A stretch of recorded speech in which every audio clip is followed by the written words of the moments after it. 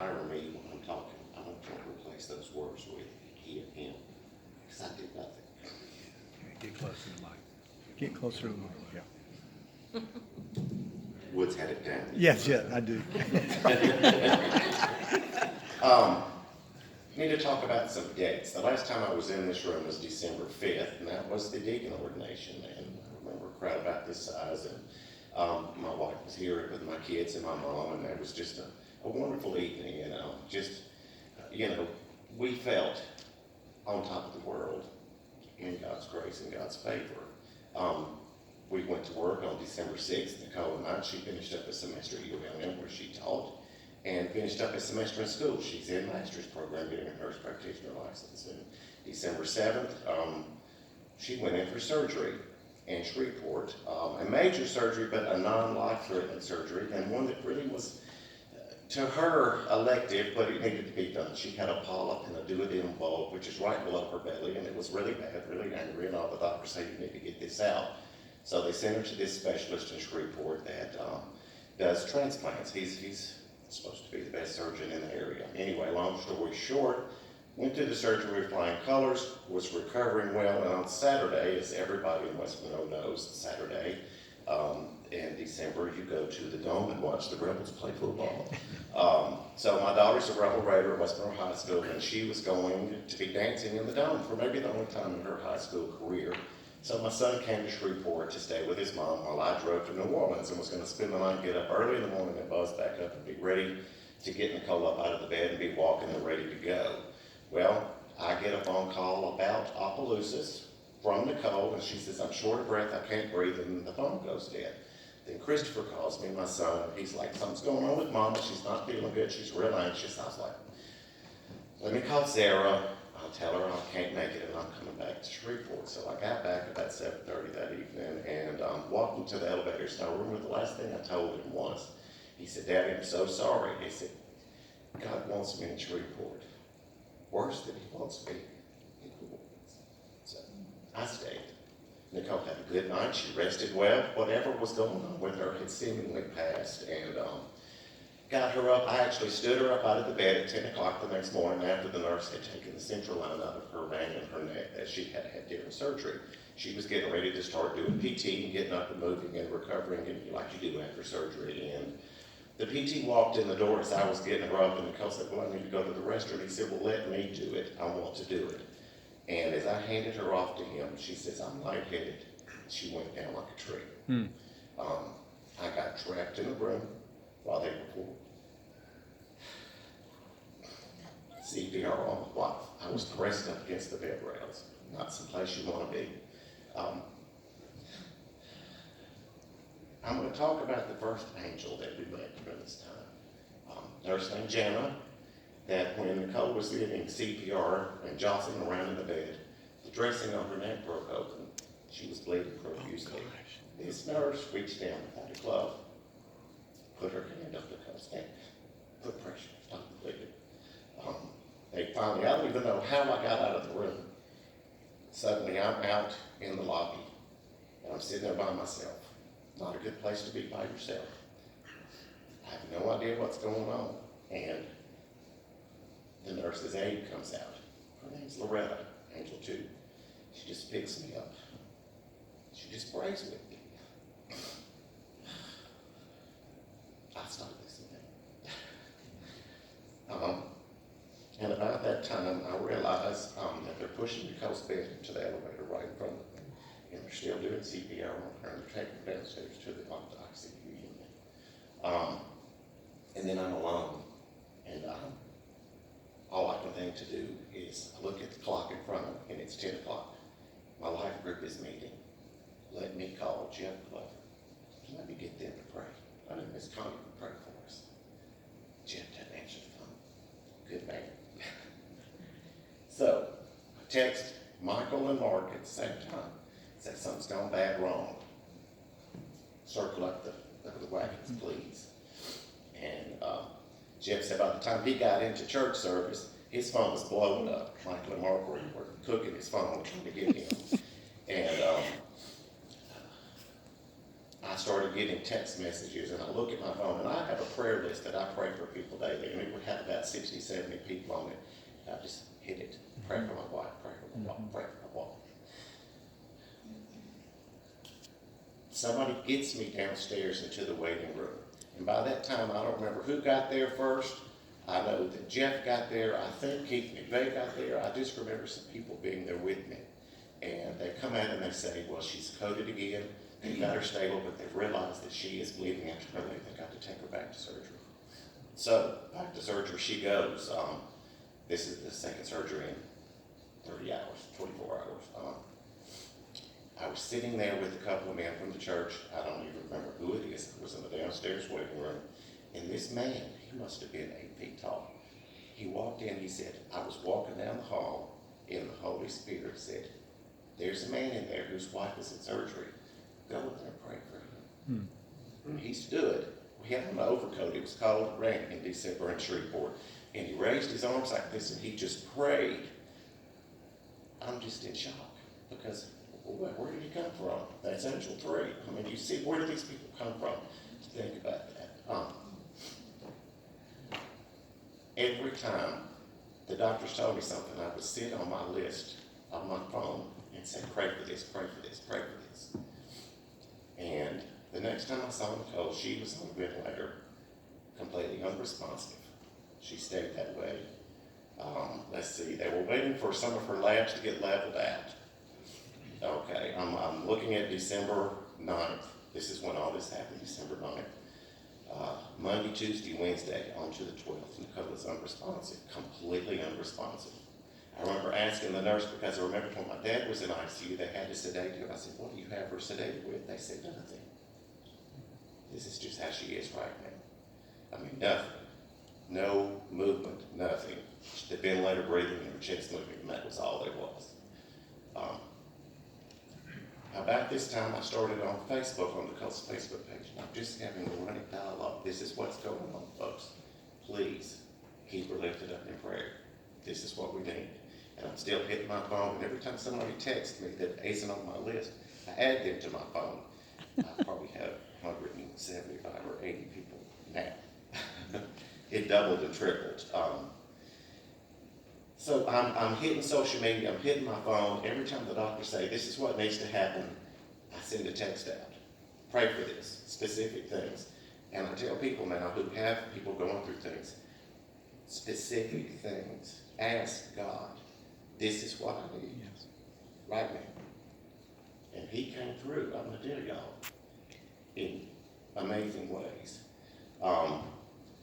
For whatever reason, I can't remember exactly why, but Nicole's ammonia level was really high, which kind of keeps you sedated. Okay, and they're waiting for this ammonia level to come down. They had to give her a couple of medications to pull it down. And on Wednesday, it was low enough for them to do a CAT scan, I believe, of her head to see what's going on. EEG, that's your brainwave activity. And I had this little Chinese doctor named Dr. Zhu tell me that she had a 20 to 30% chance of ever having any cognitive function again. I looked at him, my kids are in the room with us, I said, is she still in there? And he said, what do you mean? I was like, is she still in there? He said, yes. I said, that's all I need to know. I hit the phone, pray. We need cognitive function to kick up. We need it, okay? December 15th was Friday. Nicole squeezed my hand. December 16th, she followed commands. December 17th, she woke up. Still on the vent, so they had to keep her sedated. Monday, December 18th, they extubated her. And by the end of that day, my wife was asking her nurses what her lab values were. She's been a nurse for 30 years. Now, God moves. That's it. That's it. I had so much support. People came constantly. There were people there. Dr. Jeff Glover with the department of Shreveport. I never was by myself. In the evenings, I was by myself. Some of it would be a real dark time because I was sitting there waiting to go back in to see Nicole. People in the lobby would just come up and say, can I pray for you? I remember this older woman and her daughter were sitting there. She said, can we pray with you? You don't look like you're doing very well. I said, well, please.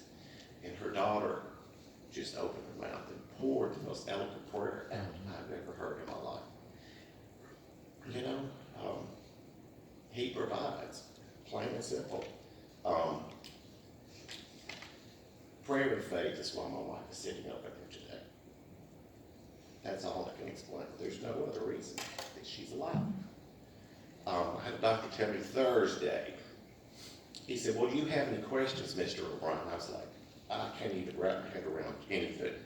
And my friend, Charlie Phillips, was standing there. He said, can I answer? I said, sure, please, stand in my gap for me. And Charlie said, what would you do if this was your wife? And the doctor looked at me and he said, all I could do right now was hope. I said, you know, we can do more than hope. Mm-hmm. And I circled up those prayer partners once more. And we prayed. And we kept at it. Nicole made miraculous strides, but she got sicker toward the end of her tenure at Willis-Biden. The liver injury that she suffered, really, the liver does a lot of stuff in your body, and she really was having issues with a lot of fluid buildup and just different stuff that they were having a hard time managing. And by the time we transferred to St. Francis on January the 6th, the doctors told Nicole just the other day, she went in for a follow-up, and he said, we were saying they just sent you here to die. You were that sick. And she came back time and again and just fought with her tenacity. And with God's help, she just kept pushing forward. And we had another surgery. Nicole's abdomen had filled up with bloody bile from the accident, from the liver injury. And I finally stood up to the doctor and said, you got to get this out of there. It has to come out. And he did it, and she spent 17 days in ICU at St. Francis. And I'm going to be real honest with you, that probably was the darkest time for me, because I had lost my wife because she had ICU psychosis. And the medication was affecting her very badly. She didn't recognize me some days. She was combative some days. She hit at me. She told me she hated me. And all I could do was keep praying. Yeah. You know, still getting so much support from everyone in the community and in the church and my family and all of our friends.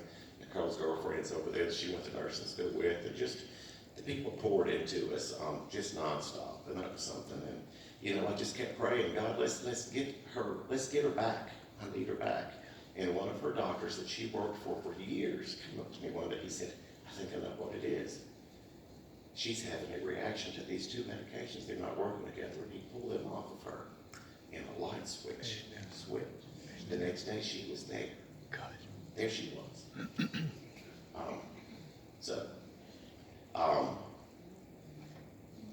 Prayer warriors. Goodness, we were blessed with them. They were everywhere. Just people asking me constantly. People bringing stuff to the hospital. People just showing up at the hospital. In Shreveport now, it rained, I think, 155 inches last December. Yeah. And there were people show up at any time of the night, any time of the day. And there they are, supporting us, giving us what we needed. You know, loving on my kids. People here in town. I had a 17-year-old going through her junior year at West Monroe High School. I didn't leave Willis-Knight Hospital for 30 days. She was by herself, as much as she was. You know, my mom was with her, my son was with her. He's 25. But anyway, long story short, you know, if she had a bad day, I could just make a phone call, go get her, go love on her, take her somewhere, do something, and people were there for her constantly. And I appreciate that. We will never be able to repay the love that our friends and family showed us through all of this. It's just crazy. Never knew we were that loved. Another strange thing, I told Nicole this the other day, when she was just in the hospital last week, okay, for 8 days. And I told her, I said, you know, I don't know what I knew last time. God had given me this strange knowledge. I could talk with any doctor about any procedure, any medication. Nicole's friends over here helped me decipher stuff, but he really made me, God did, an advocate for my wife. That I could stand up there and I could say, no, we're going to do it this way. Or why are you doing that? let's figure this out this way, let's take this medication off. And they would look at me, so are you a physician, are you no. Just been paying attention, and the superhuman strength, because, you don't leave a hospital for 35 days. You get tired, but I never really got tired. He really kept me pushing and kept me shored up. I lost weight when she was in ICU, and then I started gaining weight when she got out because there was a serve ice cream machine in the cafeteria. So I knew exactly how much it cost. I had to get it and had my exact change out and go get it every time I went through there. So, I never thought my wife and I could be closer than we were, but I told her what a blessing it has been to serve her through this. The miracles never stopped. Her paychecks quit. She had just started a job, so she had no benefits after the 1st of January. My paycheck quit because I didn't go to work for almost 6 months. Okay? We never missed one bill getting paid. Money just fell in our laps. People just gave us money. All of a sudden I look and somebody had direct deposited for something that we had not forgotten to refund on. He provided for us, just constantly. We never had to want for anything. It was always right there. And that was something that he took out that I didn't have to even stress over, because I knew it was there. All I had to do was just wait and be patient. And there it was. He really does listen, and he really does answer. I think if you really, truly give him your heart, he takes care of you 100%. I think that's proof right there. I've told this story very short, little Reader's Digest version. I've never gone through this whole thing. And it's difficult to talk about still. But my wife is going to be well. She's going to be fine. She started back to school this summer, with her 20% cognitive function. And I learned, and we had so many of the, like I said, the angels were just around us constantly, in human form and non-human form. It was just crazy, the love that we felt from above, and the love that we felt that God had given everyone here in this room, plus about 100 more, to just surround us with. It's just been overwhelming, and it still is, and I don't think it ever won't be. Nicole's asked this question, and we've asked each other this question: why? There's 2 different whys. Why did this happen? What's the purpose of it? What can we do with it? And why did she survive this? What can we do with that? I got a text message from one of my oldest friends' widow. He had a massive cerebral hemorrhage several years ago and passed from it. Great guy, music director in a church in Tennessee. And she texted me and said, "I'm so thankful that Nicole is okay, but I can't help but ask the question, why not Randy?" He said, "Lord, I wish I knew." It's one of those questions that if we can take our list, we can ask those questions. Why? We're still figuring that out. I know this story needs to be told of the miracle of her healing. I don't know who needs to hear it. Maybe one day it might be somebody in this room. Maybe it will be somebody that hears about it and ask her why. We don't know. I wish we were that smart.